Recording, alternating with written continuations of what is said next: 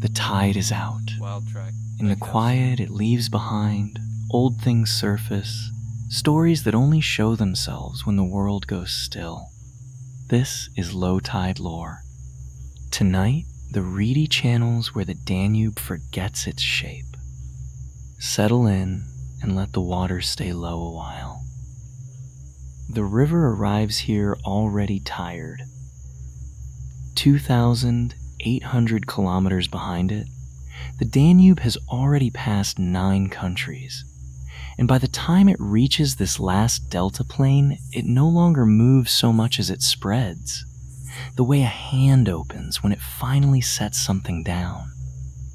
Here, at the edge of Romania, it splits into 3 arms: the Chilia, the Salina, the Sfântu Gheorghe, and none of them go straight, and none of them agree. Between the arms lies a country of reed, 4,000 square kilometers of it, more reed than land, more water than either, a delta still building itself outward into the Black Sea at a pace you cannot see happen but can, if you come back after 20 years, measure. Listen. That sound under everything, that low, steady creak and click, is the reed itself talking, not wind and leaves. Reed stems, hollow, dry at the head, touching each other in the dark. A frog answers from somewhere close and low, a single flat note, and then a second frog answers the first from 20 meters off, and for a moment the whole marsh seems to be taking attendance. The fishermen who work this water, the Lipovans mostly, old believers who fled Russia 3 centuries ago and never really left this delta since, call the reed itself view alive, and they do not mean it as a figure of speech.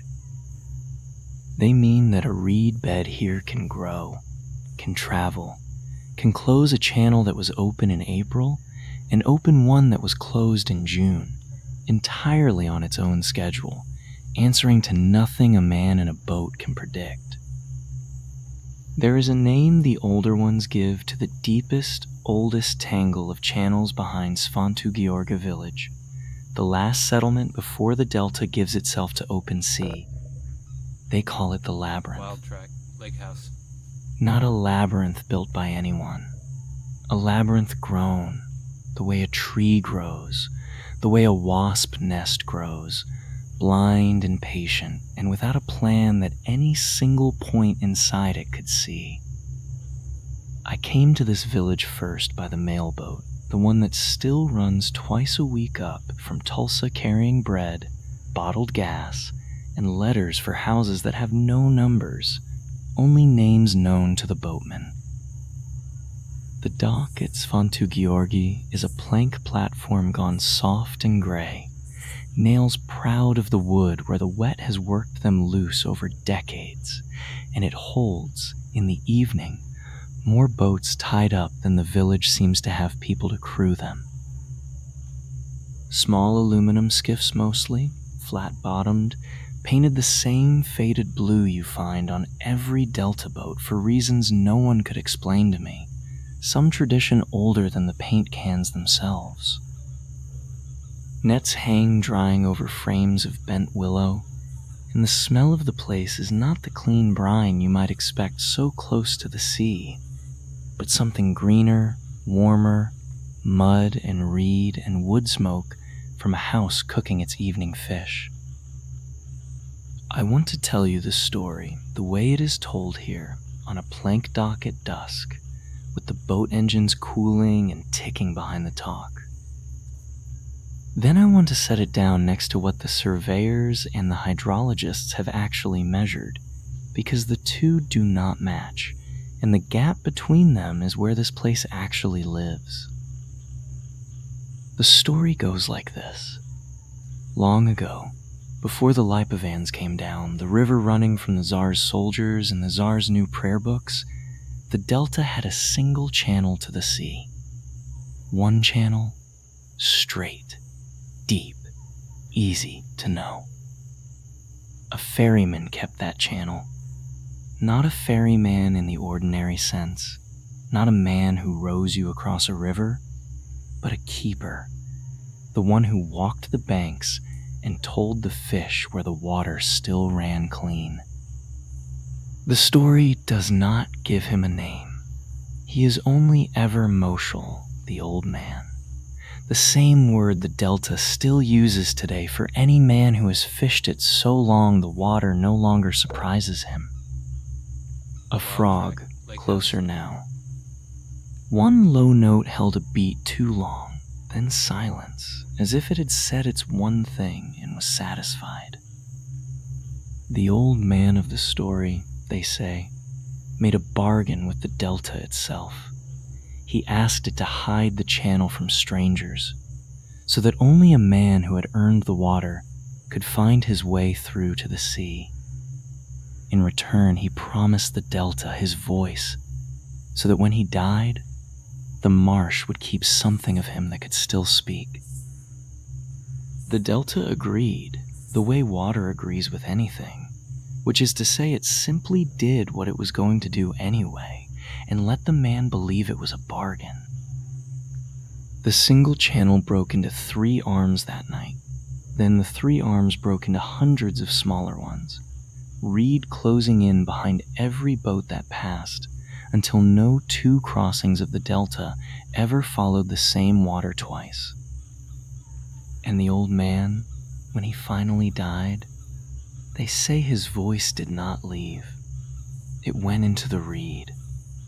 On still nights you can hear it, not words, just the dry creak of stem against stem, which is his voice worn down to its bones. That is the story as it is told on the dock.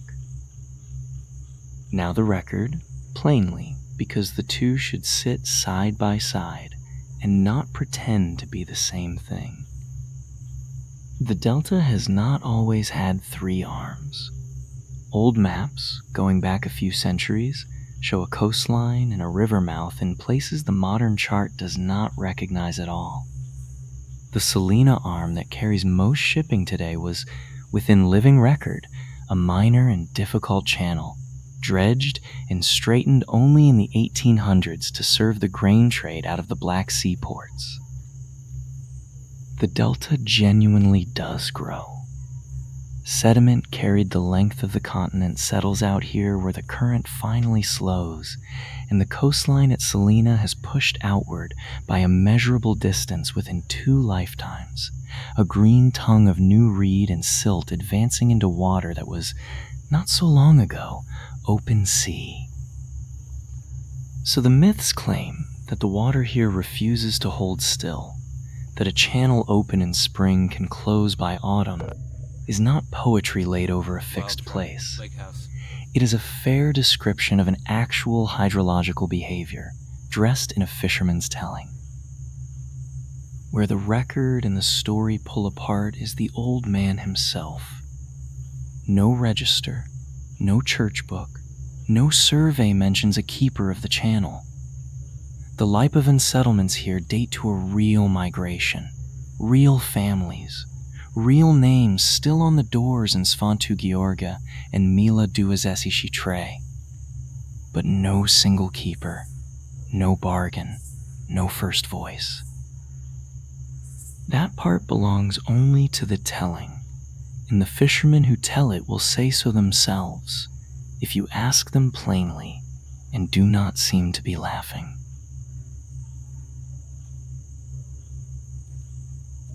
Somewhere out past the reed wall, an owl calls, low and round, 3 notes and a gap. Then the 3 notes again, farther off, as though it were checking that the first call had been heard. The crickets do not stop for it. They are a floor under everything else, steady, near, indifferent to owls and to old men both. I want to tell you about one of these old men now, not the one from the story, but one who is still, as far as I know, alive, or was recently enough that the fishermen speak of him in the present tense. They call him Ilarion, though I cannot promise that is the name on any paper, only the name given to me twice by two different men in two different villages, which in this delta counts for a kind of confirmation. Ilarion is said to be the last man who can find his way through the deep labyrinth behind Sfântu Gheorghe without a compass, without a chart, without even much daylight, guided by nothing but the sound the reed makes when the boat's wake touches it. The claim, when you say it plainly, sounds impossible. A channel by ear. But sit with a fisherman long enough and he will explain it in pieces that make a rough kind of sense. Open water gives back one sound when a wake slaps it, flat and short. A channel choked with young reed gives back another, a wetter rustle, almost a hiss. A channel gone fully to reed, closed for good, gives back almost nothing. The wake dying into the stems before it can even finish its slap. A man who has run this water for 60 years, at night, in fog, in the flat gray light, before dawn when the delta shows you nothing by eye, learns to read those three sounds the way you or I read three words on a sign. It is not magic. It is not even strictly folklore. It is closer to what a blind man learns of a room by the way his own footsteps come back to him. But the fishermen do not draw a hard line between that skill and the story of the old man whose voice went into the reed, and I am not sure they should have to. A splash, close, then nothing. Something large enough to be worth noticing and gone before the noticing finishes. A catfish, most likely, the delta holds them enormous and old, moving along the bottom like something that remembers when the channel was somewhere else. There is a smaller craft bound up with Ilarion's skill that the fishermen mention almost in passing, as if it were too obvious to dwell on. The reading of birds against the reed line at dusk. A heron will not stand where the bottom drops away suddenly, and a line of cormorants low over the water tends to follow the deeper cut of a channel rather than cross a shallow bar, since a shallow bar gives them nothing to dive for. Ilarion is said to watch the birds before he ever trusts his ear, and only once the birds have told him roughly where the water runs does he let the sound of his own wake fill in the details. It is a whole grammar built from small, unremarkable things. A heron's stance, a cormorant's line of flight, the pitch of a wake against reed. None of it written anywhere. All of it carried only in the men who still bother to notice. Ilarion, they say, will not take a boat into the deep labyrinth on a night with a full moon. Ask him why, and the story he gives is not the story of the keeper.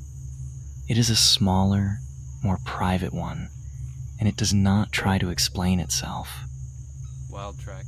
He says the moon makes the reed heads throw shadows on the water sharp enough to be mistaken for channel edges, and a man who trusts his eyes on a night like that will run the boat straight into a reed wall believing it open water. That much is plain sense, the kind any Delta man would give you. But he adds one more thing, quieter, and this is the part that belongs to the telling and not the ledger. He says that on those bright nights, the reed sounds different.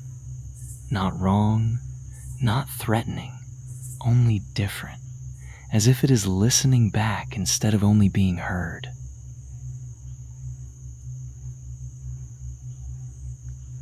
The Delta keeps a second kind of record alongside the fisherman's talk, and it is worth setting beside the myth as plainly as the hydrology was. The Lipovan villages here were, within recorded memory, some of the last in Europe to be reached by road at all. Sfântu Gheorghe had no proper road connection to the rest of the country until well into the last century, and even now the Delta's interior villages are reached mostly by boat, the way they always were. That isolation is not folklore. It is documented in the plainest way, in the slow arrival of electricity, of post, of any outside authority at all, decades behind the pace of the rest of the country. What that isolation produced, though, drifts back toward myth. A closed water world breeds its own explanations for things, because there is no outside voice arriving weekly to correct them. So when a boat goes missing here, and boats do go missing, swallowed by fog or by an engine that fails at the wrong bend, the explanation that survives is rarely mechanical. It becomes, instead, a channel that closed behind the boat and did not open again in time. The record, where there is one, usually finds the boat later, or finds nothing, and settles for silence. The story does not settle. It keeps explaining, long after the paperwork has stopped trying. Crickets, steady. Under them, very faint. Water moving against a hull that is not mine. Somewhere off to the left. A boat I cannot see. A man I will not meet tonight. The Delta is full of those unseen boats. Reed grows twice a man's height in places, and a channel 40 meters off might as well be another country. There is a second piece of the myth I have not given you yet, and it belongs at its own pace, so let it sit. The story says that the old keeper did not simply give his voice to the reed and vanish into it. He also left, somewhere in the deepest part of the labyrinth, a channel that never closes, a single true way through that the reed cannot grow across no matter how many years pass. They call it, in the telling, the clean water, Apa Curata, and they say it always runs toward the sea even when every channel around it has reversed with the wind, even when the whole delta seems to be holding its breath against a storm coming off the Black Sea. Find that channel, the story says, and you cannot get lost in the labyrinth again, not ever, because the water itself will always show you which way is out. Ask a hydrologist about a channel that cannot silt closed, that resists a delta's whole slow habit of growing over itself, and you will get a patient, careful no. Every channel here silts. Every channel here is being fought, in a very literal way, by dredging boats that keep the Salina arm open for shipping traffic against the delta's own constant effort to fill it back in with silt and reed. That fight is not myth at all. It is a maintenance schedule, a dredge fleet, a line item in a shipping authority's budget, repeated every single year, without any mystery attached to it whatsoever. But the fishermen do not fish the Salina arm, mostly. It belongs to freighters and to grain barges now, wide and straight and lit at night with channel markers, about as far from a labyrinth as water can get. The clean water of the story, if it means anything at all, means something smaller and more personal. The route a good fisherman keeps in his own memory, refreshed every season. The one path through the reed that he alone still trusts because he alone has kept checking it. Every old fisherman here has one, not the same one. Each man's clean water is his own, learned from his father or from 40 years of his own mistakes, and he will not draw you a map of it, because a map would let a stranger use it, and a channel used by strangers stops staying clean. I asked one man, not Ilarion, a younger fisherman mending a net on the dock, whether he had his own clean water yet, and he laughed and said not yet, that a man earns it the way he earns gray hair, by outliving enough bad nights to trust the good ones. He said his father's clean water had died with his father, more or less, since it had run through a channel that silted over the year after the old man passed, as if the water itself had only ever been waiting for him.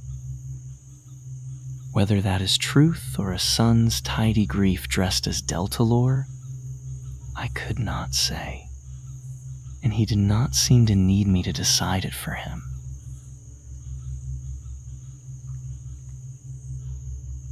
The owl again, closer this time, or perhaps only louder because the wind has dropped and sound is carrying farther across still water. 3 notes, a pause exactly as long as before, 3 notes again. Somewhere a second bird, smaller, gives one short call and does not repeat it.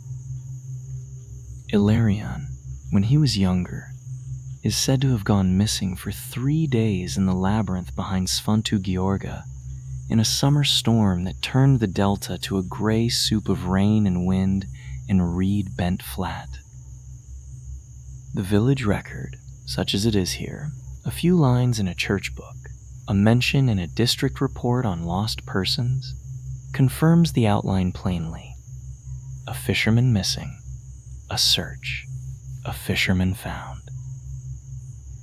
It does not confirm what he says happened between those 2 points, and there is no reason it should try to. That part was never going to be the church book's business. What he says is that on the second night, with his engine dead and his boat wedged sideways against a reed bank he could not name, he heard, under the wind, the creak of stem on stem arrange itself into something with a shape. Not words. He is careful about that every time he tells it. Not words, he says, but a shape a voice makes right before it becomes words, the way a man clears his throat before he speaks. He followed the sound, he says, boat drifting more than steered, no engine, only a pole pushed against a bottom he could not see, and by the 3rd morning the storm had broken, and he was sitting in open water within sight of the village lights. That is the whole of it. No bargain offered, no price paid, no clean water named and marked forever after. Only a man following a sound because the alternative was to stop moving entirely and the sound happening to lead somewhere. It is the humblest version of the myth I found in the whole Delta, and I think it may be the truest one. Not because it proves anything about a voice in the reed, but because it is exactly the size a true story tends to be. Frogs again, several at once now, a loose chorus with no leader, each one starting and stopping on its own clock. Under them, the reed, endlessly, the same dry creek, patient as breathing, older than any story told about it, and indifferent to whether the story is believed. I asked, in the village, whether anyone still teaches the labyrinth the way Ilarion learned it, ear first, story folded in with the practical skill so tightly that the 2 cannot be pulled apart. The answer, mostly, was a shrug, and then a mention of engines with depth finders, GPS units bought second-hand in Tulsia, young men who fish the Delta now with a screen on the dash, and their grandfather's stories kept, if at all, as something to tell a visitor rather than something to steer by. The record on this point is plain and a little sad, and there is no use dressing it otherwise. The skill Ilarion has is not being passed down at the rate it took a lifetime to build. younger men can find their way through the labyrinth well enough. They simply find it differently, by a satellite that does not care whether the reed is listening back or not. Something is lost in that trade, though it is hard to weigh exactly what, since a depth finder gets a man home just as reliably as an old man's ear, most nights in most weather. But most nights and most weather are not every night and every weather. In the Delta, when it chooses to be difficult, is difficult in ways no screen has yet learned to read. A depth finder shows you the bottom, but it cannot tell you that the birds have moved off a channel because the fish have moved off it first, and it cannot hear the difference between reed that is closing and reed that has already closed. Ilarion's grandson, I am told, fishes with both, the screen and the old man's stories both in the boat with him, and says he trusts the screen for distance and his grandfather's voice for weather, which seems, of everything I heard in that village, the most honest way anyone has found to hold the two at once.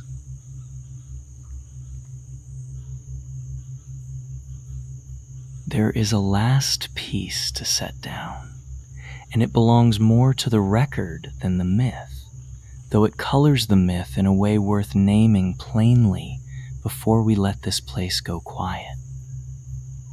The Danube Delta is, by international designation, one of the largest protected wetlands in Europe, a biosphere reserve holding more species of bird in a single season than most countries hold in a year. Pelicans by the thousand, herons, cormorants, the Delta's own particular silence broken all spring by more wing beats than a person can count.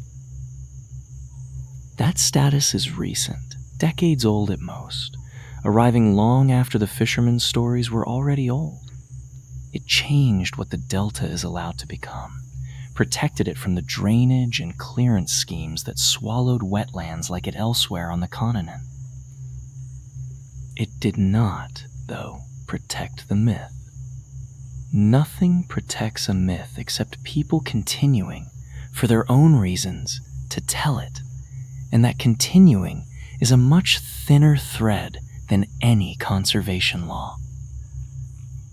So the reed itself, the physical fact of it, is likely safe for a long while yet, held by treaty and by international attention in a way the Delta's older troubles never were. But the old man's voice folded into that reed, the keeper, the bargain, the clean water that always points toward the sea, none of that is written into any protection at all.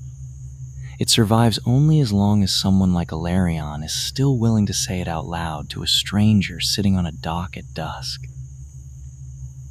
I asked him, at the end, plainly, whether he believed it. The old man in the story, the voice in the reed.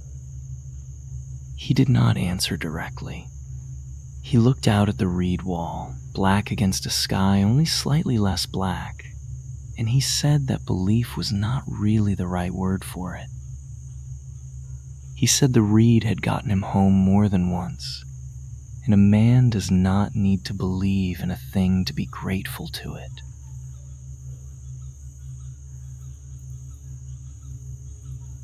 The night here does not end so much as it thins. No dawn chorus rises all at once the way it would over dry ground. Instead, the frogs go quiet first, one by one, as if each has finished its private thought, and the crickets thin after them, and the reed keeps its creak going longest of all, into a sky just barely turning the color of weak tea at the horizon.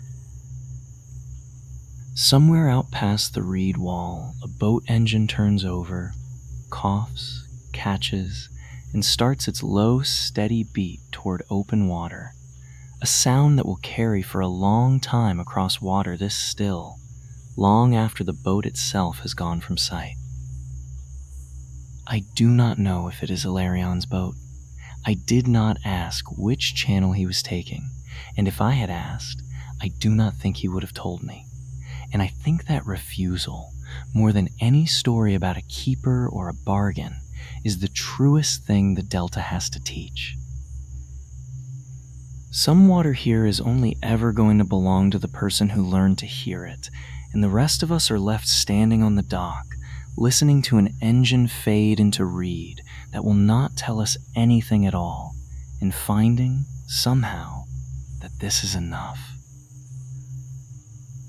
The reed keeps talking, the way it always has, to no one in particular, Wild and to track. anyone Lake house. patient enough to stay and listen. The tide is turning now. What surfaced tonight will slip back under, the way these stories always do. But the water keeps them. It always carries them back. If you want to be here when it pulls away again, follow along, and the next one will find you. Until then, rest easy. The water remembers.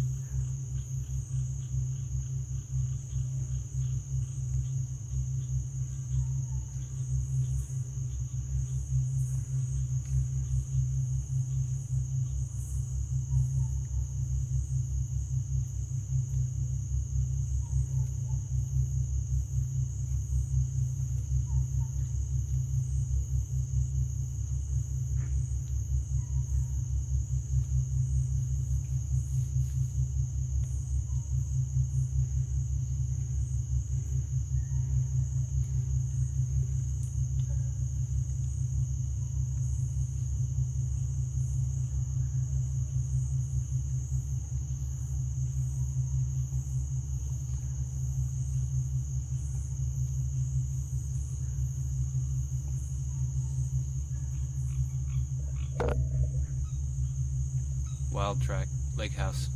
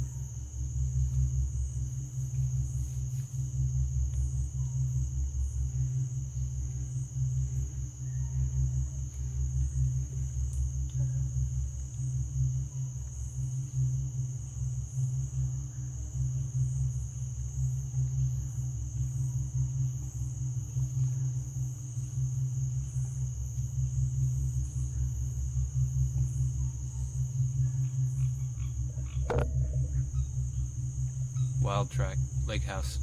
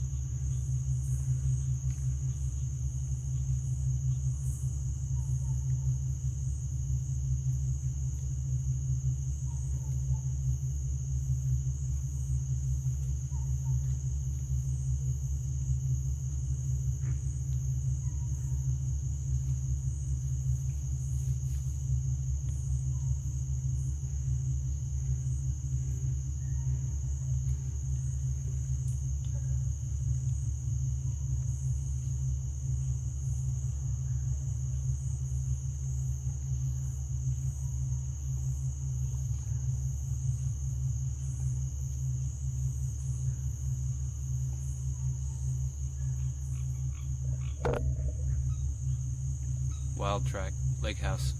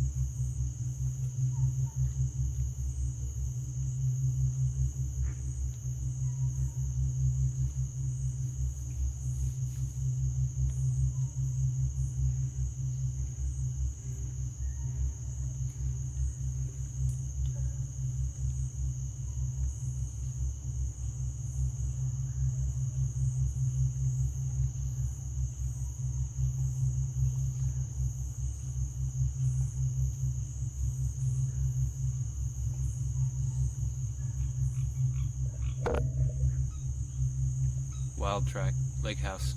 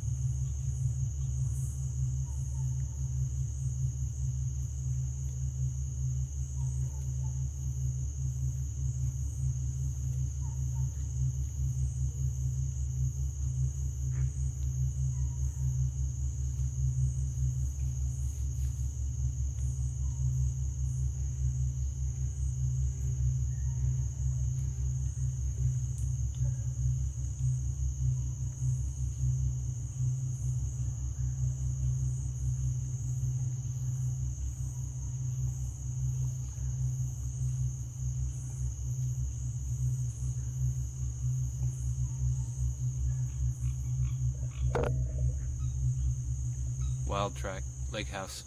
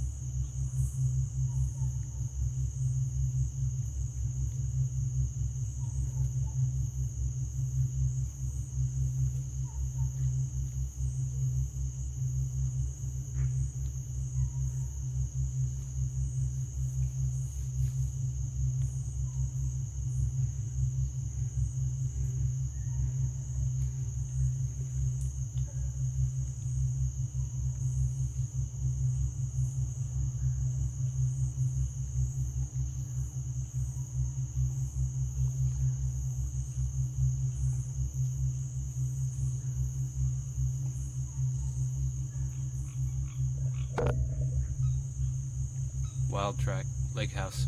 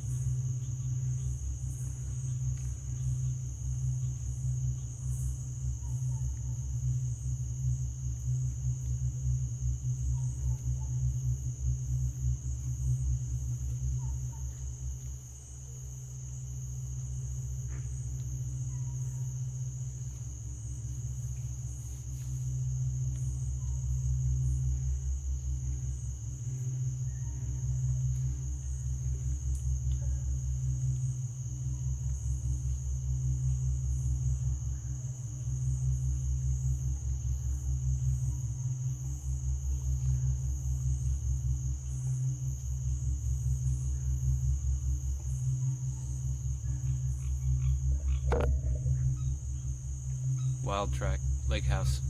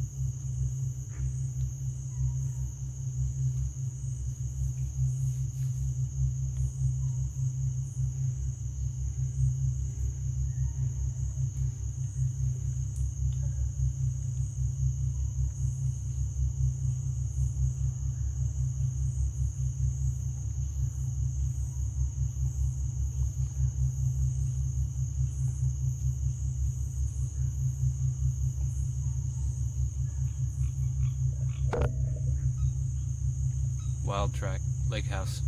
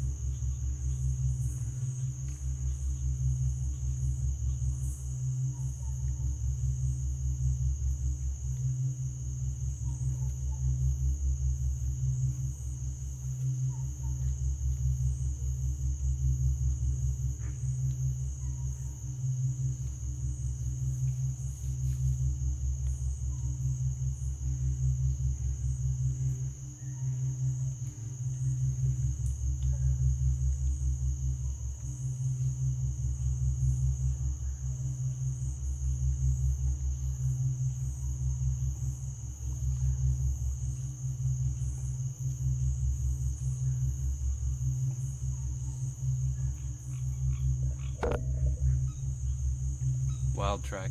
Lake house.